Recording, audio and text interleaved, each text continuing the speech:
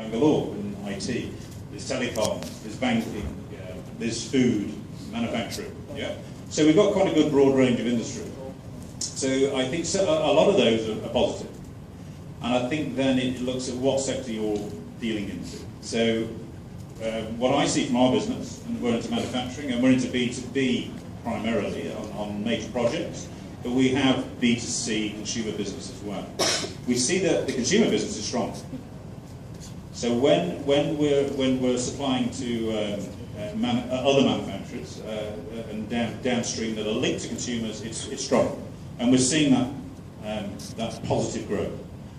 When we look at heavy industry and major projects, which is a big core of our business, there we see a great slowdown, and a lot of projects on hold, stopped, cash flow issues, and it's from energy to ports and infrastructure to residential properties. So we see a lot of slowdown on major projects.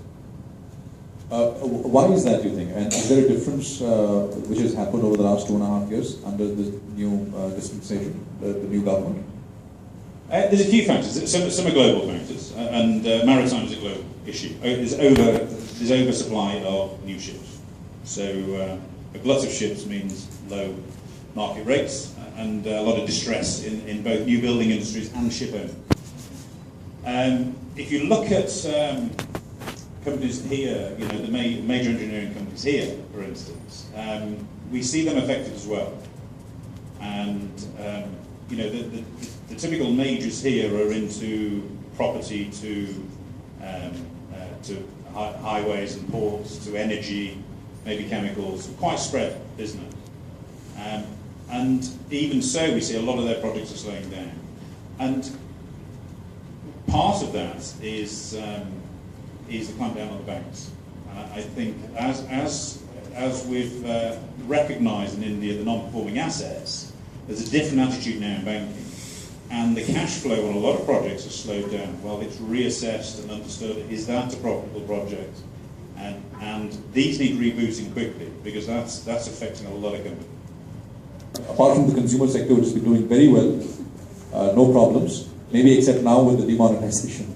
Yeah, I think probably we take the demonetization off the offline on it, because the impact of that probably is a bit too early to be seen. But picking up on where you mentioned about the banking sector in India, and probably to take the local banks and foreign banks and things like us. And what I find positive about the survey is the future outlook for Norwegian company. One is the 62% which talks about present climate being favorable.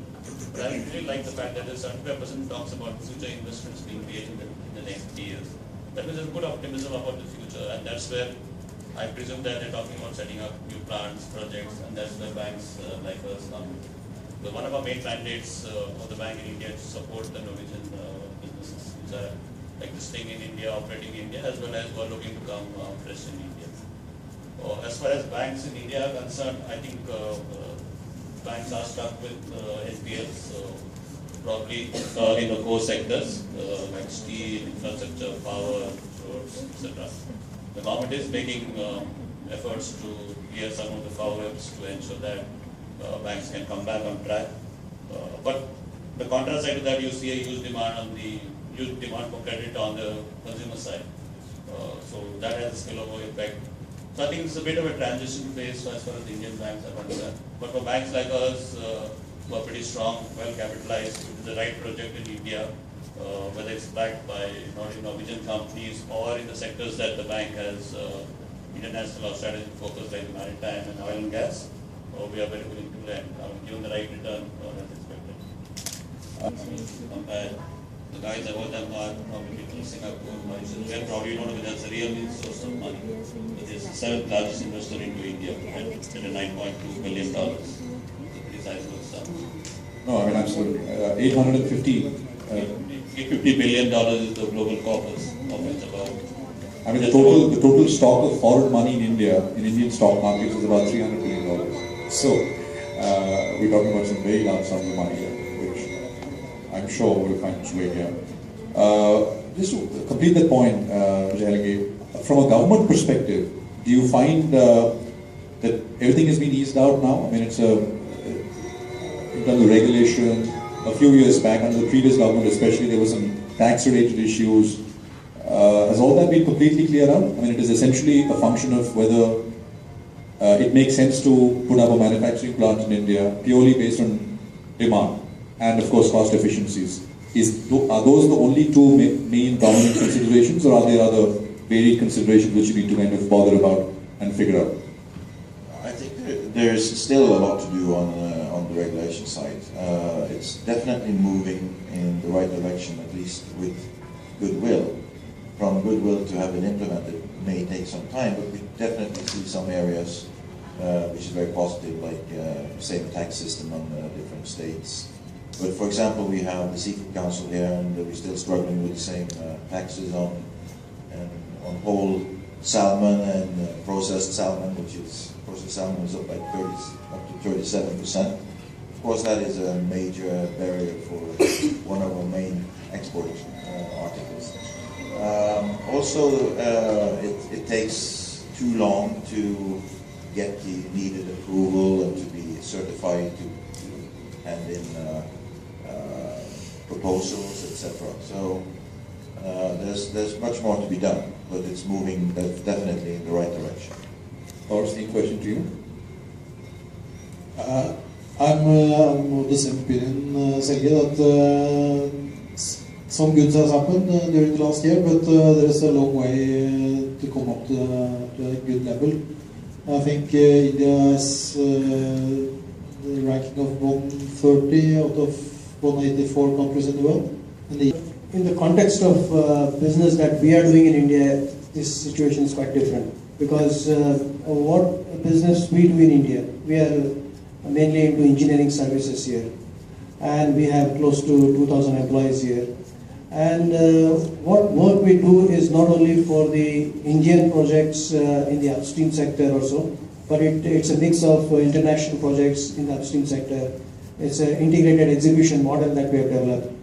And then, of course, we have the hardware supply for the Indian clients, like we supply the subsea products. We have a lot of, entire value chain of the oil and gas industry we have. So when it comes to doing business in India, it doesn't apply directly to our kind of work that we do. It's probably more relevant for the maritime sector and what Helge said. So it's slightly different for us. Richard, does it apply for you?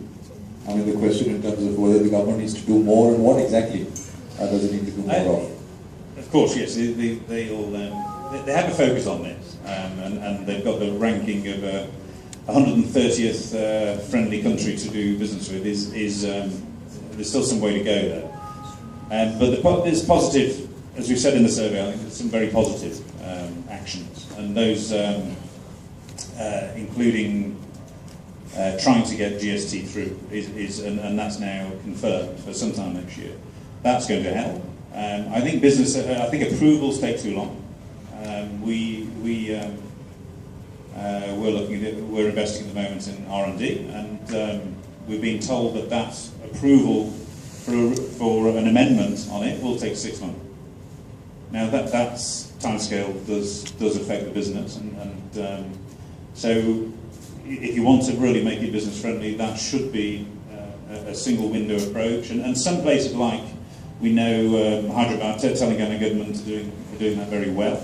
Other states will have to catch up. But the government, Modi government is encouraging people to, or each state, and putting each state against each other and publishing the results, really. And that competition will help. So we see some positive moves. I'm sure it'll get better in the future. We need to take the bureaucracy out. Bureaucracy, I think, was number one issue. Number two was the corruption side, and I mean some of the companies are seeing whether it's petty corruption or more significant issues. The Norwegians are if you look at the corruption index from the UN, are about the cleanest country in the world. So they have very, very tight high standards and very strong ethics on it. And what is acceptable in Norway versus in India are at two different levels. So we love what Modi's doing on that, it's a long journey. Would you say top-level corruption has gone down? I mean, anecdotally, when you talk to your colleagues and people in industry who are doing business in India, high-level corruption, I mean, is down significantly over the last 2.5 years. Yes, I think depends what you call high level in terms of companies or government. And you know what the issue is how to fund an election is a big issue here, and that's a question mark. If that's funded independently, then or through the government side, which I think was a suggestion from Modi, then maybe things will change at the governmental level. Because you see that particularly in the development area, in the developers area, and they get caught now because they've got a lot of stock, a lot of overhead, and now they've got the cash crunch where they use a lot of cash within the business, and so I think that's really got to play out now. Developers will be in a lot of pain. We see where we're doing business, we can do business generally without any problem.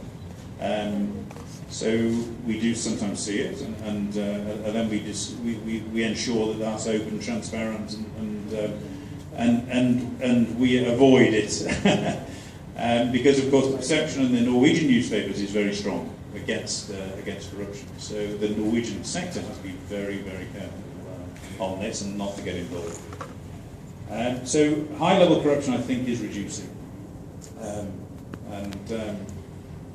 I was at the concert on Saturday where Modi addressed the Coldplay concert on Saturday, which was the global citizens, and again he made the commitment there. So what's interesting about the survey, I think, as well is Derek quite rightly said 75% are more optimistic, particularly on investment in the future. So it's sort of honey tomorrow, isn't it? It's going to come tomorrow, and we're in for the longer term. We believe now the longer term issues are being tackled by the Modi government, but it's going to be quite a rocky road getting there. Derek, do you have a word? Of course, it's not surprising with the bureaucracy and the corruption. I don't know if this is high-level corruption or high-level bureaucracy which we are talking about. Or what the survey question was, I don't remember. But is there any sort of response from any of you in regards to the everyday, like I hear from importers who are bringing in seafood, there's a list of what it costs to bring in a fish, and customs issue it, or in a way indirectly say that this is the value and this is what you have to pay. So. Is there anybody tackling that? Because that is what I'm getting from many of the importers, and this is varies from port to port or city to city. It is actually stopping the growth of business, because like fresh fish, it's got a shelf life of 15 days. So if it comes in 4 days from Norway, and it takes 7 days to bring out because of this thing happening there, then it's only got 4 days shelf life.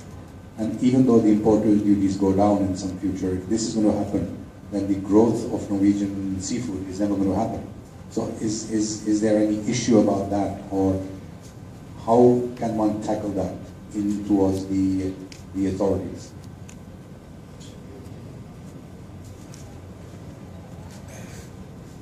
Well, that's a very difficult question, I think, but yes, definitely it exists on a low level, and it's very difficult for Norwegians because it's zero tolerance. So the minute you engage in it, you will be in very big trouble in Norway. So it's a zero tolerance, and that means you can't ever pay this person. So of course I don't have the answer how we can solve it. But it's just have to keep on working on it. I think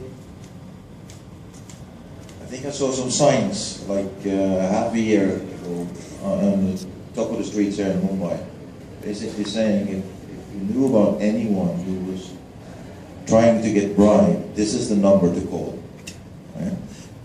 I don't know if anyone called that number, but I think you really have to start working and make it not acceptable. And for businesses like fresh salmon, I don't know how to handle it. I mean, you need to find someone that's clean, basically, wherever that is. And until that happen, I think I would go for what I would call fresh frozen, and work on the distribution line for frozen goods, which is also a big issue in India. I mean, maybe 1/3 of all the food never gets to be used because you don't have the proper distribution channels. People agreeing that